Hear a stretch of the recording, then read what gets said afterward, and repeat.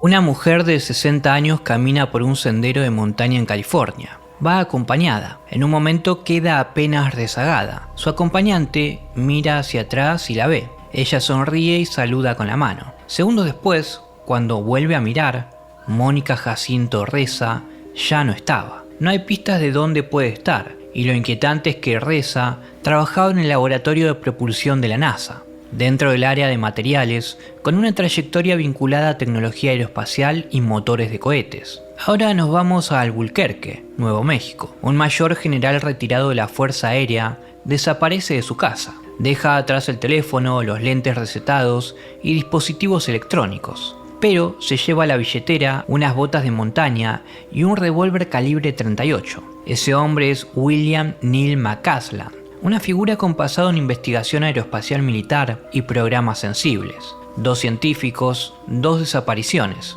y alrededor de ellos una lista más amplia. Científicos, ingenieros, contratistas y especialistas vinculados a NASA, MIT, Los Álamos, fusión nuclear, defensa y seguridad nacional. Viajantes, hoy nos metemos en un fenómeno que, por lo que veremos en el desarrollo del episodio, es mucho más que simples coincidencias. Pero analizaré de forma objetiva porque quiero evitar la visión del escéptico que se ríe de todo y la del conspiranoico que mete cualquier muerte en una lista solo porque queda impactante. Mi posición no es tibia. En este tipo de casos suelo ser escéptico, bastante. Sé que si uno junta nombres, fechas y profesiones con paciencia, puede fabricar casi cualquier patrón, pero tampoco voy a hacerme el distraído. Son muchas coincidencias, y cuando este número se vuelve demasiado alto, la duda merece existir.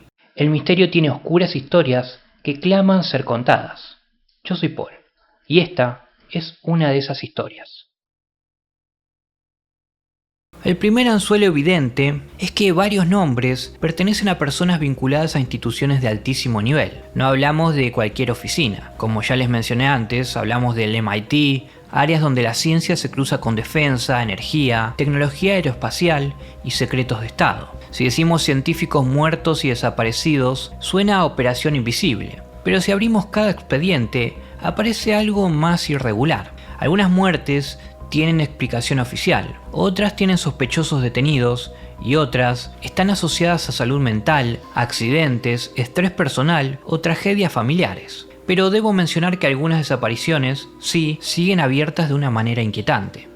La clave es separar lo que realmente queda sin respuesta de lo que fue empujado dentro de la lista para que el número parezca más perturbador. Comencemos por el sector aeroespacial. Ahí aparecen Michael David Hicks, físico espacial del JPL, y Frank Maywald, ingeniero de la NASA. Ambos eran perfiles importantes, pero no hay evidencia pública que permita hablar de una operación de asesinato. Mónica Reza es distinta. Se pierde durante una caminata después de haber sido vista segundos antes. No hay una explicación concreta, y su trayectoria en materiales aeroespaciales hace que el caso se vea de otra manera. No prueba una conspiración, pero sí explica por qué su nombre se volvió central. No puedo dejar de mencionar el fenómeno Missing 411, que tanto hemos revisado en este canal. En esa casuística también sucede exactamente eso. Los ven y a los pocos segundos no queda ningún rastro de las personas.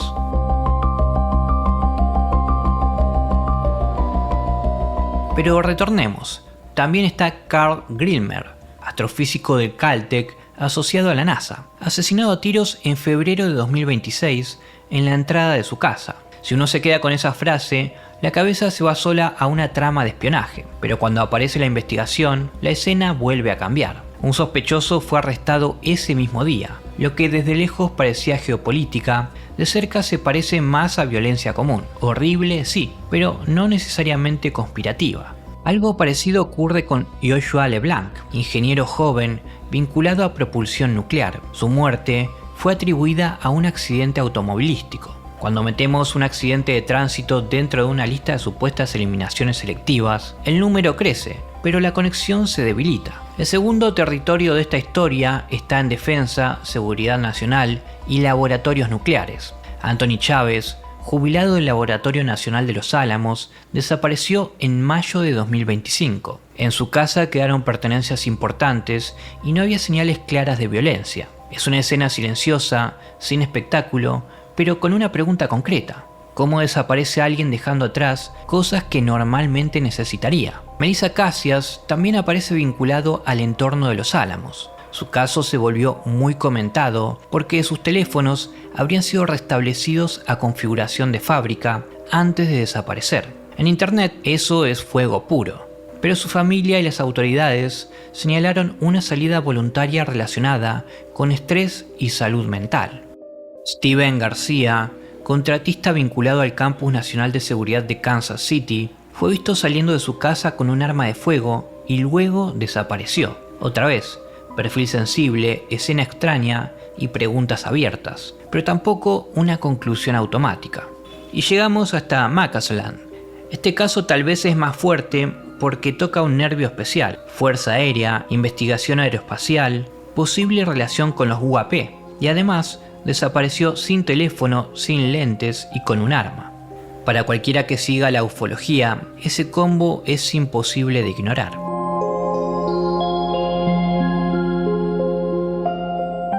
Pero su esposa hizo una observación lógica. Si alguien quisiera secuestrarlo para extraer secretos, ¿por qué hacerlo tantos años después de su retiro? O sea, la información clasificada envejece, los programas cambian y lo que fue sensible hace 12 años puede estar obsoleto hoy en día. Soy consciente de que ese argumento no resuelve la desaparición, pero sí le pega un golpe a la versión más cinematográfica. Dato muy aparte, hace poco volví a ver la primera temporada de Expedientes X, y para mí sigue siendo oro puro. Hay episodios como Garganta Profunda o Eve, donde la serie juega con bases militares, objetos recuperados, encubrimientos, informantes ambiguos y un Estado que sabe más de lo que dice. No digo que esos capítulos se hayan comprobado literalmente, pero con los años, algunos temas que antes parecían conspiranoia entraron en la discusión oficial.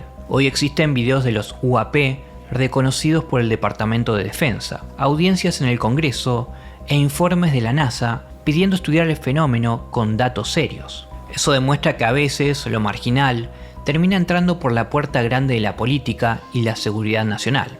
En la academia y la investigación privada aparecen más nombres.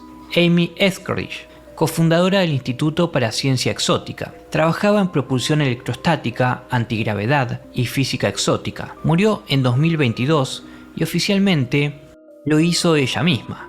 Su caso se volvió más comentado porque antes había hablado de presiones o acoso sobre su trabajo. Ese dato en particular inquieta bastante, pero también hay que decir la otra parte. Su familia pidió respeto y recordó algo brutal: los científicos también mueren.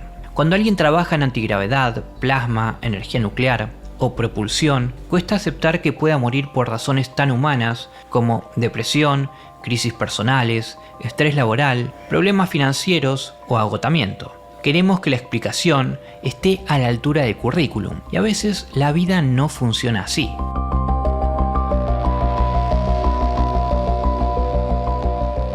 Nuno Loureiro, director de un centro de plasma y fusión del MIT, fue asesinado en su casa. El titular parecía perfecto para alimentar una teoría: experto en fusión nuclear, muerto a tiros. Pero la investigación federal apuntó a un responsable concreto y a un móvil personal, no a espionaje ni terrorismo.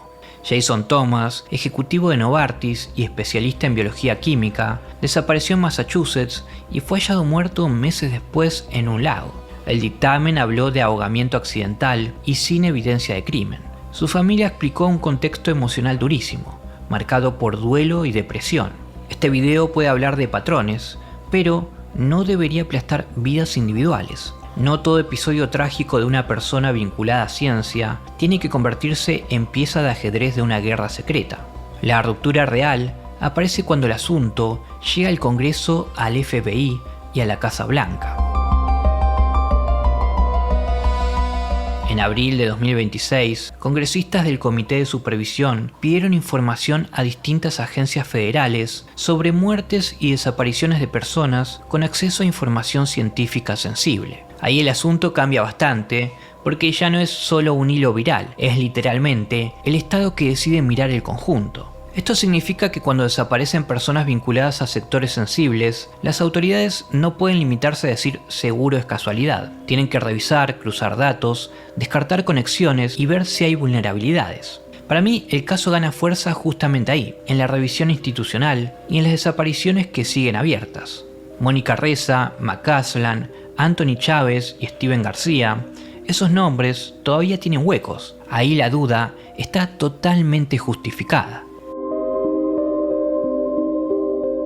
Pero el caso se vuelve más frágil cuando se mezclan esas desapariciones con muertes ya explicadas. No es lo mismo una persona que se esfuma en una montaña que un accidente de auto, o que un general retirado que sale sin teléfono, que un homicidio con sospechoso arrestado. Cuando todo se mete en la misma bolsa, el número impresiona, pero la precisión se pierde. Y ahí entra una palabra importante: apofenia. La apofenia es la tendencia a encontrar patrones en eventos que quizás no están conectados. Tomás una muerte en California, una desaparición en Nuevo México y un asesinato en Massachusetts, y después agregás las palabras como NASA, nuclear, plasma, antigravedad y secretos de Estado, y de repente todo parece formar un mapa. Pero falta otra idea: la tasa base. Si en Estados Unidos hay cientos de miles de personas trabajando en ciencia, defensa, laboratorios, universidades y contratistas durante varios años, van a ocurrir tragedias. Algunas serán accidentes, otras autoeliminarse y también desapariciones o crímenes. Eso no hace menos doloroso cada caso, pero sí evita que confundamos una acumulación con una operación. Además, hay un precedente histórico muy parecido: las muertes de científicos e ingenieros de Geg Marconi en el Reino Unido durante los años 80. En plena Guerra Fría, varias personas vinculadas a defensa y tecnología militar murieron en circunstancias extrañas. Hubo rumores de KGB, sospechas sobre inteligencia occidental y pedidos de investigación, pero con el tiempo muchas conexiones se debilitaron. No todos trabajaban juntos, tampoco estaban en los mismos proyectos, y varias muertes fueron explicadas como autoeliminación, accidentes o crisis personales. Ese caso sirve para entender cómo se fabrica una atmósfera: secretismo, tecnología militar, muertes reales, prensa y una sociedad que no tolera el azar, porque esa es la parte más difícil de aceptar. A veces una conspiración nos resulta más soportable que el caos. Una operación secreta tiene forma, intención y villanos. En cambio, una cadena de accidentes, depresiones, robos, enfermedades y desapariciones sin respuesta es mucho más difícil de digerir.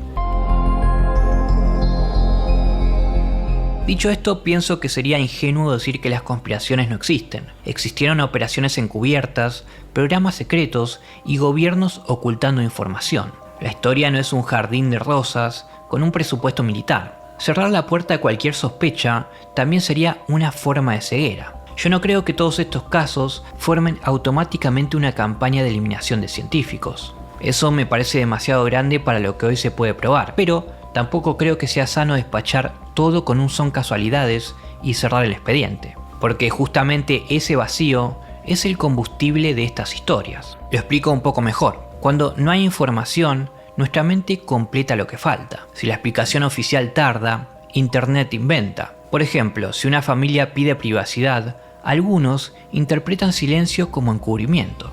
Cuando un laboratorio es secreto, cualquier tragedia alrededor parece parte de ese secreto. Y ese, en mi opinión, es el verdadero monstruo de esta historia. No es un humanoide monstruoso o un asesino invisible, sino la mezcla entre dolor real, instituciones opacas y una sociedad que ya no confía en nadie. No deberíamos negar los huecos, pero tampoco agrandarlos para que entren mejor en una teoría. Lo que si algo muestra esta cadena de científicos muertos y desaparecidos es que el límite entre investigación y explotación es muy delgado. Un hombre puede ser una pista, sí, pero también puede ser una persona, una familia o una vida que terminó mal sin necesidad de convertirla en un capítulo de espionaje. Entonces la pregunta queda abierta, pero no de cualquier manera. ¿Estamos viendo una campaña coordinada contra especialistas de alto valor? ¿O estamos viendo cómo varias tragedias reales fueron pegadas con cinta conspirativa porque compartían palabras poderosas como NASA, UAP y defensa? Yo personalmente todavía no tengo una respuesta concreta para ustedes, y la verdad desconfío de cualquiera que diga tenerla demasiado rápido.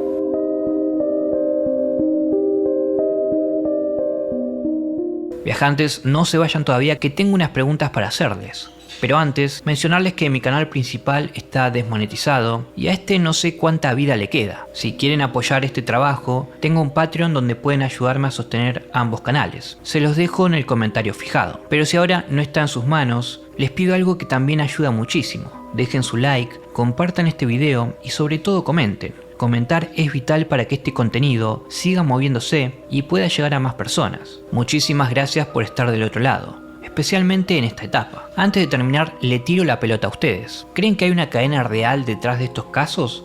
¿O estamos frente a una lista donde algunas muertes fueron usadas para hacer más inquietantes las desapariciones que todavía no tienen respuesta? Los voy a estar leyendo a todos.